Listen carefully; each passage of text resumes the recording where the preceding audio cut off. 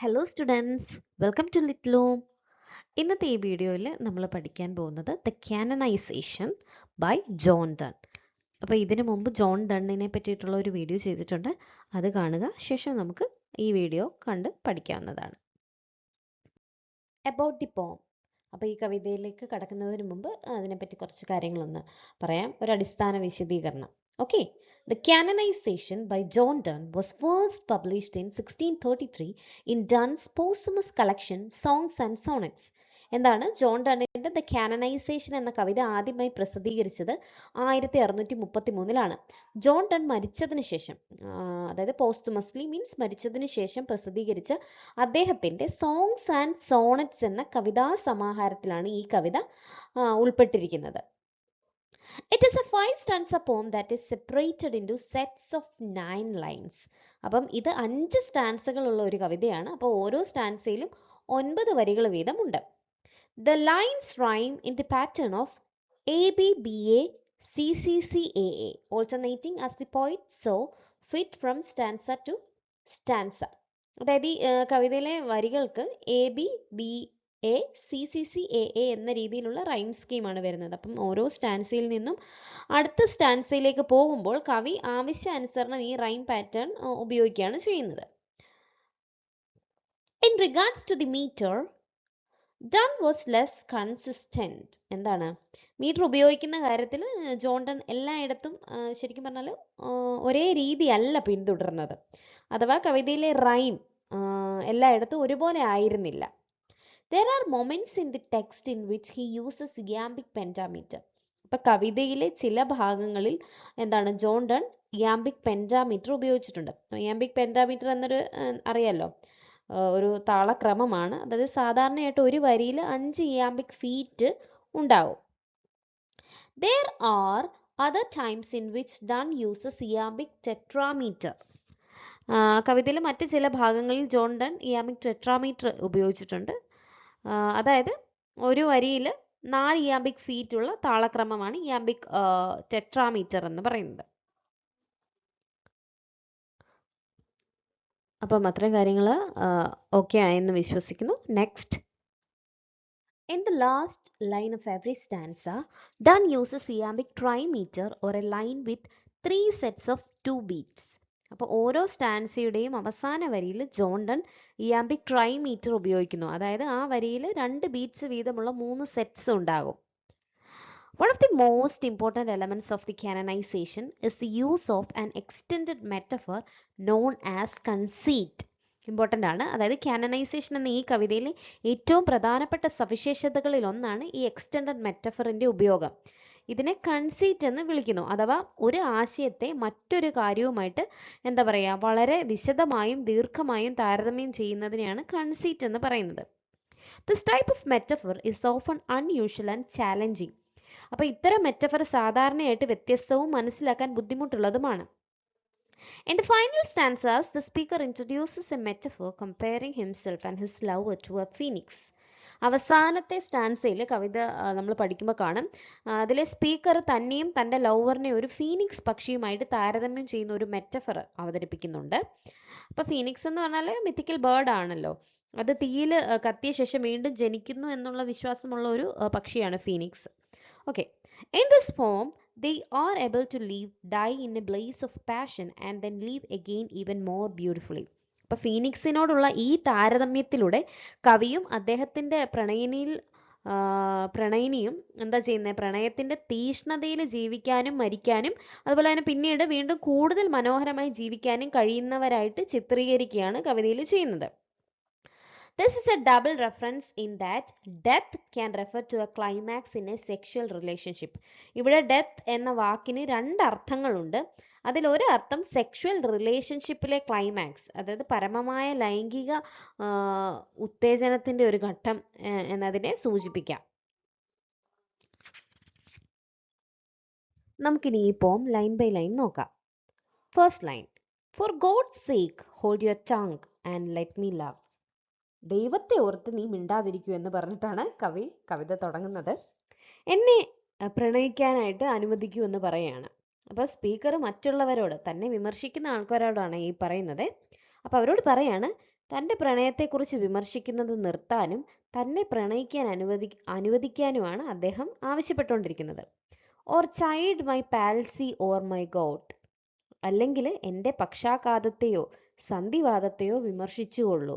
അതായത് എൻ്റെ പ്രണയത്തെ വിമർശിക്കുന്നതിന് പകരം എന്തിനെ വിമർശിക്കാമെന്ന് കവിയുടെ പറയാണ്, എൻ്റെ ശാരീരിക രോഗങ്ങളെ വേണമെങ്കിൽ വിമർശിച്ചോളൂ എന്ന് പറയാണ്. My 5 grey hairs or ruined Fortune float, എൻ്റെ 5 നരച്ച മുടിയെയോ അല്ലെങ്കിൽ നഷ്ടപ്പെട്ട എൻ്റെ സമ്പത്തിനെയോ ഒക്കെ പരിഹസിച്ചോളൂ. അതായത് തൻ്റെ പ്രണയത്തെ വിമർശിക്കുന്നതിന് പകരം തൻ്റെ നരച്ച മുടിയെയും സാമ്പത്തിക നഷ്ടത്തെയും പരിഹസിക്കാമെന്ന് കവി വിമർശിക്കുന്നവരോട് പറയാണ്. With wealth your state your mind with arts improve, നിന്റെ സമ്പത്ത് വർദ്ധിപ്പിക്കൂ. എന്നിട്ട് കവി തന്നെ വിമർശിക്കുന്നവരെ ഉപദേശിക്കുകയാണ്, നിന്റെ സമ്പത്ത് വർദ്ധിപ്പിക്കൂ, അതുപോലെ കലകളും വിജ്ഞാനവും ഉപയോഗിച്ച് നിന്റെ മനസ്സിനെ മെച്ചപ്പെടുത്തൂ എന്ന് കവി പറയാണ്.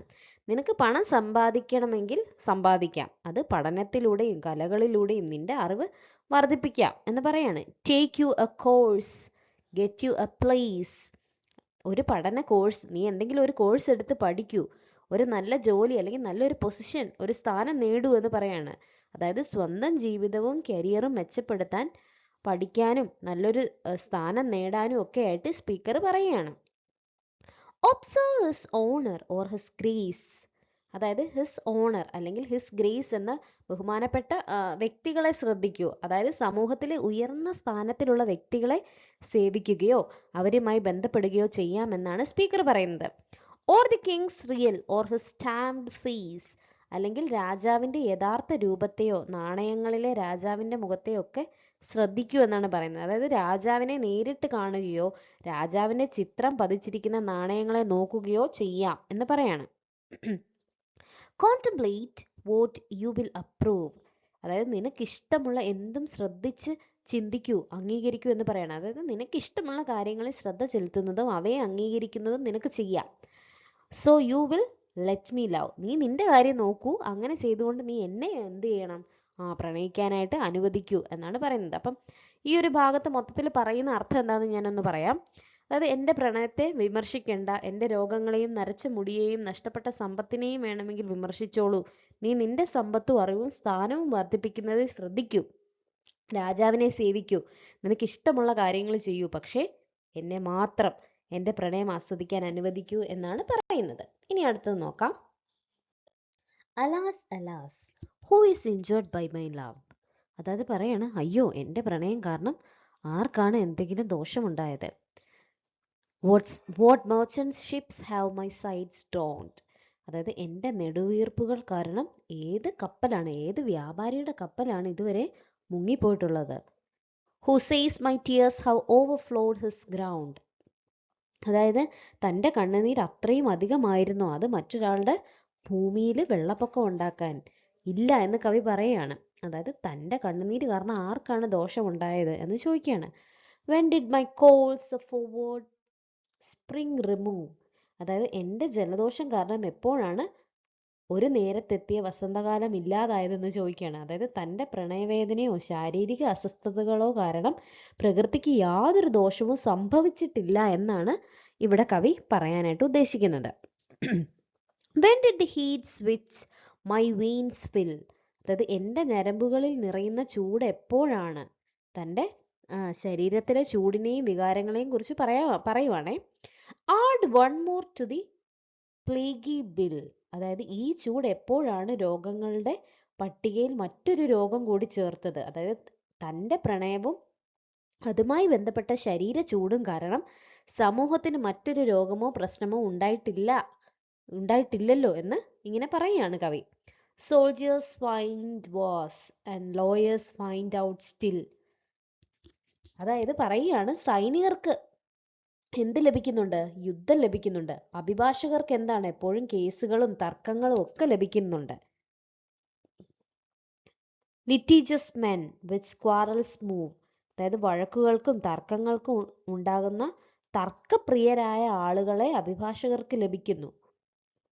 ദോ she and I do love, അതേസമയം ഞാനും അവളും എന്ത് ചെയ്തുകൊണ്ടിരിക്കുകയാണ്, പരസ്പരം പ്രണയിക്കുന്നു എന്ന് കവി പറയുകയാണ്. അപ്പം കവിയുടെ പ്രണയം കാരണം ആർക്കെങ്കിലും എന്തെങ്കിലും ദോഷം ഉണ്ടായോ? എല്ലാവരും എല്ലാവരുടെ കാര്യങ്ങളിൽ മുഴുകിയിരിക്കുകയല്ലേ ചെയ്യുന്നത്. ഞങ്ങൾ ആർക്കെങ്കിലും എന്തെങ്കിലും ദോഷം ചെയ്തോ എന്ന് ഈ കവിതയിൽ കൂടി തന്നെ ക്രിട്ടിസൈസ് ചെയ്യുന്നവരോട് ചോദിക്കുകയാണ് ചെയ്യുന്നത്. Call us what you will. We are made such by love. അതായത് പറയാണ്, നിങ്ങൾക്ക് ഞങ്ങളെ എന്ത് വേണമെങ്കിലും വിളിക്കാം, ഞങ്ങളെ ഇങ്ങനെ ആക്കിയിരിക്കുന്നത് എന്താണ്? ഞങ്ങളുടെ പ്രണയമാണെന്ന് കവി പറയുകയാണ്. കോൾ ഹെർ വൺ, നീ another fly.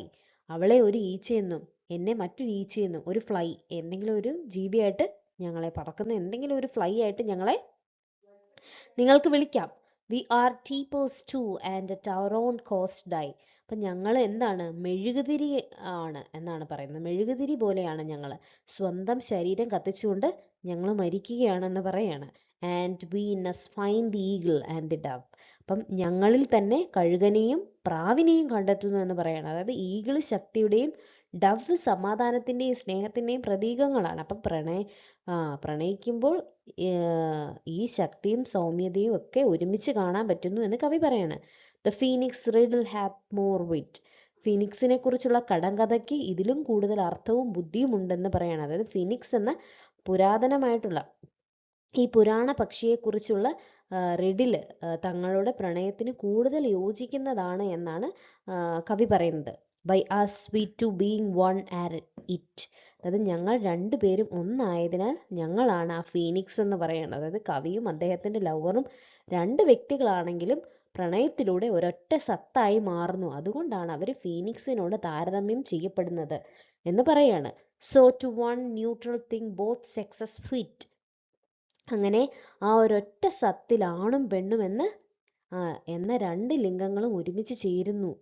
V die and rise the same. ഞങ്ങൾ ഒരേ രീതിയിൽ എന്താണ്? മരിക്കുകയും വീണ്ടും ഉയർത്തെഴുന്നേൽക്കുകയും ചെയ്യുന്നു.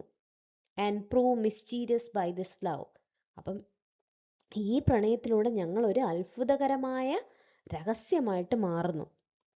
അപ്പം ഈ ഒരു ഭാഗത്തിൽ പറയുന്നത് ഫ്ലൈസ് ഒരുമിച്ച് ചേരുന്ന ചെറിയ ജീവികളെ പറ്റി പറയുന്നുണ്ട്. ടീപ്പേഴ്സ് അല്ലെങ്കിൽ ക്യാൻഡിൽസ് സ്വയം കത്തിക്കൊണ്ട് സ്നേഹത്തിനായിട്ട് ത്യാഗം ചെയ്യുന്നു. പിന്നെ ഈഗിൾ, ഡവ്, ഫീനിക്സ് എന്നുള്ള കാര്യങ്ങളൊക്കെയാണ് പറയുന്നത്. അപ്പം പ്രണയത്തിലൂടെ കവിയും അദ്ദേഹത്തിൻ്റെ പ്രണയിനിയും ഒന്നായിട്ട് മാറുന്നു. മരിച്ചു വീണ്ടും ജനിക്കുന്ന ഫീനിക്സിനോടാണ് അവരെ തമ്മിൽ ഇവിടെ താരതമ്യം ചെയ്തിരിക്കുന്നത്. We can die by it if not live by love. പ്രണയത്തിലൂടെ ജീവിക്കാൻ കഴിയുന്നില്ലെങ്കിൽ അതിനുവേണ്ടി മരിക്കാനും ഞങ്ങൾക്ക് കഴിയും. And if unfit for tombs and hearse. ഞങ്ങൾ വലിയ ശവകുടീരങ്ങൾക്കും ശവസംസ്കാര ഘോഷയാത്രയ്ക്കും യോഗ്യരല്ലെങ്കിൽ എന്ന് പറയാണ്. Our legend be it will be fit for verse. അപ്പോൾ പറയാണ്, ഞങ്ങളുടെ കഥ വലിയ സ്മാരകങ്ങളിൽ എഴുതാൻ കഴിയുന്നില്ലെങ്കിൽ അത് കവിതയ്ക്ക് യോജിച്ചതായിരിക്കും. അതായത് അവരുടെ പ്രണയ കഥയെ കല്ലിൽ എഴുതിയ സ്മാരകത്തിലല്ലെങ്കിലും കവിതയിലൂടെ എന്ന് നിലനിർത്താൻ കഴിയും എന്ന് കവി പറയാണ്. And if no piece of chronicle we prove. അപ്പം ചരിത്രരേഖയിൽ ഞങ്ങൾക്കൊരു സ്ഥാനവും ലഭിച്ചില്ലെങ്കിലും, അതായത് അവർ ചരിത്രത്തിലെ പ്രധാനപ്പെട്ട വ്യക്തികളായിട്ട് രേഖപ്പെടുത്തിയിട്ടില്ലെങ്കിലും അവരുടെ പ്രണയം മറക്കപ്പെടില്ല. ഒരിക്കലും പ്രണയം അവരുടെ ഇല്ലാതാവില്ല എന്ന് കവി പറയുന്നു. We will build in sonnets pretty rooms. അപ്പം ഞങ്ങൾ സോണറ്റുകളിൽ മനോഹരമായ ഇടങ്ങൾ നിർമ്മിക്കും. അതായത് ഇവിടെ സോണറ്റ്സ് എന്ന് ഉദ്ദേശിക്കുന്ന കവിതകളാണ്. അതായത് അവരുടെ പ്രണയത്തെ ഓർമ്മിപ്പിക്കുന്ന മനോഹരമായ കവിതകൾ അവർ സൃഷ്ടിക്കും. ആ കവിതകളായിരിക്കും അവരുടെ സ്മാരകം എന്നാണ് കവി പറയുന്നത്. As well a well wrought urn becomes. അതായത് നന്നായി നിർമ്മിച്ച ഒരു ചിതാഭസ്മ പാത്രം പോലെ ആയിരിക്കും. അതായത് മരണശേഷമുള്ള ചിതാഭസ്മം സൂക്ഷിക്കുന്ന മനോഹരമായ പാത്രത്തിനോടാണ് ഇവിടെ കവി അവരുടെ കവിതകളെ താരതമ്യം ചെയ്യുന്നത്. The greatest Ashes as half acre Toms. അപ്പോൾ വലിയ ശവകുടീരങ്ങൾ ചെയ്യുന്നത് പോലെ അതുപോലെ തന്നെ മനോഹരമായ ഒരു ചെറിയ ഏണിനും ചിതാഭസ്മത്തെ എന്ത് ചെയ്യാൻ പറ്റും? മഹത്വപ്പെടുത്താൻ കഴിയും എന്നാണ് പറയുന്നത്. അതായത് വലിയ ഹാഫ് ഏക്കർ ടോംബ് പണിയുന്നതിനേക്കാൾ മനോഹരമായിട്ടുള്ള ഒരു ചെറിയ ഏൺ പോലും ഒരാളുടെ ഓർമ്മ നിലനിർത്താൻ മതിയാവും എന്ന് കവി പറയാണ്. And by these hymns all shall approve.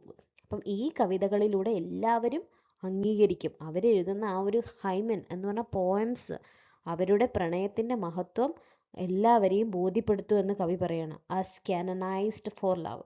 അതായത് ഞങ്ങളെ പ്രണയത്തിൻ്റെ പേരിൽ വിശുദ്ധരായിട്ട് പ്രഖ്യാപിക്കും എന്നാണ് പറയുന്നത്. അതായത് കവിതയുടെ പ്രധാന ആശയം എന്ന് പറയുന്നത് അവരുടെ പ്രണയം അത്രയും മഹത്വം അല്ലെങ്കിൽ മഹത്തായിരിക്കുമെന്നാണ്. അതിനാൽ ആളുകൾ അവരെ സെയിൻസ് ഓഫ് ലവ് പോലെ കണക്കാക്കും. അതായത് വിശുദ്ധരായിട്ട് പ്രഖ്യാപിക്കപ്പെട്ട ആൾക്കാരെ പോലെ കണക്കാക്കുമെന്ന് കവി പറയുകയാണ്. And thus invoke us, you whom reverent love. അതായത് കവിയും അദ്ദേഹത്തിന്റെ പ്രണയിനിയും പ്രണയത്തിന്റെ വിശുദ്ധരായി മാറിയതായിട്ട് പറയുകയാണ്. അതിനാൽ ഭാവിയിലെ പ്രണയികൾ പ്രണയിക്കുന്ന ആൾക്കാർ അവരെ മാതൃകയായിട്ട് കണ്ട് പ്രാർത്ഥിക്കട്ടെ എന്ന് പറയുകയാണ് കവി. You whom reverent love made one another's hermitage. അതായത് പരസ്പരം ഒരാളുടെ ആശ്രയസ്ഥാനമായിട്ട് മറ്റൊരാളെ മാറ്റിയ നിങ്ങളെ. അതായത് ഹെർമിറ്റേജ് എന്നത് സാധാരണയായി ഒരു സന്യാസി താമസിക്കുന്ന ഏകാന്തമായിട്ടുള്ള വിശുദ്ധ ഒരു സ്ഥലമാണ്. അപ്പം ഇവിടെ കവി പറയുന്നത് കവിക്കും ലവറിനും പരസ്പരം തന്നെയാണ് അവരുടെ ലോകവും ഒരുമാതിരി ഈ പറയുന്ന അഭയസ്ഥാനവും എന്നാണ് പറയുന്നത്. You to whom love was peace that now is rage. അപ്പോൾ ഒരിക്കൽ സമാധാനമായിരുന്ന പ്രണയം ഇപ്പോൾ ശക്തമായ വികാരമായി മാറിയ നിങ്ങളെ. അതായത് അവരുടെ പ്രണയം ആദ്യം സമാധാനമായിരുന്നു, പിന്നീട് അത് വളരെ ശക്തമായിട്ടുള്ള ഒരു തീവ്രമായിട്ടുള്ള വികാരമായിട്ട് മാറി. Who did the whole world soul contract. അപ്പം മുഴുവൻ ലോകത്തിന്റെ ആത്മാവിനെയും ചുരുക്കിയ നിങ്ങളെ. അതായത് കവിക്കും ലവറിനും അവരുടെ പ്രണയമാണ് മുഴുവൻ ലോകവും. അതിനാൽ പുറം ലോകത്തെല്ലാം ചുരുക്കി അവരുടെ സ്വന്തം പ്രണയ ലോകത്തിലേക്ക് കൊണ്ടുവന്നതായിട്ട് കവി പറയുകയാണ്. And drove into the glasses of your eyes. ലോകത്തിന്റെ സാരത്തെ നിങ്ങളുടെ കണ്ണുകളുടെ കണ്ണാടികളിലേക്ക് കൊണ്ടുവന്ന നിങ്ങളെ. അതായത് ഇവിടെ ഐസ് ഒരു മിറർ, കണ്ണാടി പോലെയാണെന്നാണ് പറയുന്നത്. അതായത് പ്രണയികൾ പരസ്പരം നോക്കുമ്പോൾ മുഴുവൻ ലോകവും അവരുടെ കണ്ണുകളിൽ പ്രതിഫലിക്കുന്നത് പോലെയാണ് കവി പറയുന്നത്. So made such mirrors and such spice. അപ്പം അങ്ങനെ നിങ്ങളുടെ കണ്ണുകളെ അത്ര മനോഹരമായ കണ്ണാടികളും നിരീക്ഷകരുമായി മാറ്റി. അവരുടെ കണ്ണുകൾ എന്താണ്? മിറർ പോലെ പരസ്പരം ഇങ്ങനെ റിഫ്ലക്റ്റ് ചെയ്തുകൊണ്ടിരിക്കുകയാണ്, പ്രതിഫലിപ്പിക്കുന്നു. അതേസമയം സ്പൈസ് പോലെ പരസ്പരം എല്ലാം മനസ്സിലാക്കുകയും ചെയ്യുന്നു. അതായത് ചാരന്മാര്, അതായത് രഹസ്യമായിട്ട് നിരീക്ഷിക്കുന്നവരെ പോലെ ഇങ്ങനെ എല്ലാം മനസ്സിലാക്കുന്നു എന്നാണ് പറയുന്നത്. that they did all to you epitomize. അപ്പോൾ അവരുടെ കണ്ണുകളിൽ മുഴുവൻ ലോകവും പ്രതിഫലിക്കുന്നത് പോലെ തോന്നുന്നു. അവരുടെ കണ്ണുകൾ ലോകത്തിന്റെ സാരം മുഴുവനും ഉൾക്കൊള്ളുന്നു. കൺട്രീസ്, ടൗൺസ്, കോട്ട്സ്, അതായത് രാജ്യങ്ങള്, പട്ടണങ്ങള്, രാജകൊട്ടാരങ്ങള് എല്ലാം. ബെക്ക് ഫ്രം എബവ്. അപ്പം മുകളിൽ നിന്ന് അനുഗ്രഹം അല്ലെങ്കിൽ മാതൃക ചോദിക്കും. അതായത് ഇവിടെ എബവ് എന്നത് സ്വർഗം അല്ലെങ്കിൽ ദൈവിക ലോകം എന്ന അർത്ഥത്തിലാണ് വരുന്നത്.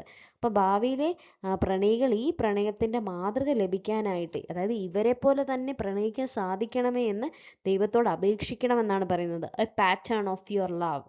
അപ്പൊ അവസാനത്തെ ലൈനാണ് പാറ്റേൺ ഓഫ് യുവർ ലവ് എന്ന് പറഞ്ഞാൽ നിങ്ങളുടെ പ്രണയത്തിന്റെ ഒരു മാതൃകയായിട്ട്. പാറ്റേൺ എന്ന് പറഞ്ഞാൽ അതേ മാതൃക. അപ്പൊ കവിയുടെയും അദ്ദേഹത്തിന്റെ ലവറിന്റെയും മഹത്തായ പ്രണയം ഭാവിയിലെ പ്രണയികൾക്കൊരു മാതൃകയാകട്ടെ എന്നാണ് അവസാനത്തെ ഒരു ആശയം വരുന്നത്. അപ്പം ഇവിടെ കവി തൻ്റെ പ്രണയം എത്രമാത്രം വലുതാണ് എന്ന് കാണിക്കാൻ വേണ്ടിയിട്ടാണ് ഈ ഒരു കവിത എഴുതിയത്. അപ്പം തന്നെ ക്രിറ്റിസൈസ് ചെയ്യുന്നവർക്കെതിരെയുള്ള ഒരു മറുപടി ആയിട്ടും കൂടെ, അതുപോലെ തന്നെ ഇവരുടെ പ്രണയം എന്ന് നിലനിൽക്കാൻ വേണ്ടിയിട്ട് ഈ കവിതയിൽ കൂടെ അദ്ദേഹം എഴുതിയതുമാണ് ദി കാനനൈസേഷൻ എന്ന് പറയുന്ന കവിത. അപ്പം നിങ്ങൾക്ക് പോയട്രി ഇഷ്ടപ്പെട്ടു എന്ന് വിചാരിക്കുന്നു. അപ്പോൾ നിങ്ങൾ ചാനൽ സബ്സ്ക്രൈബ് ചെയ്യുക. ഇനിയും ഇതുപോലത്തെ ക്ലാസ്സസ് വരും. Thank you for your attention and support. It means a lot.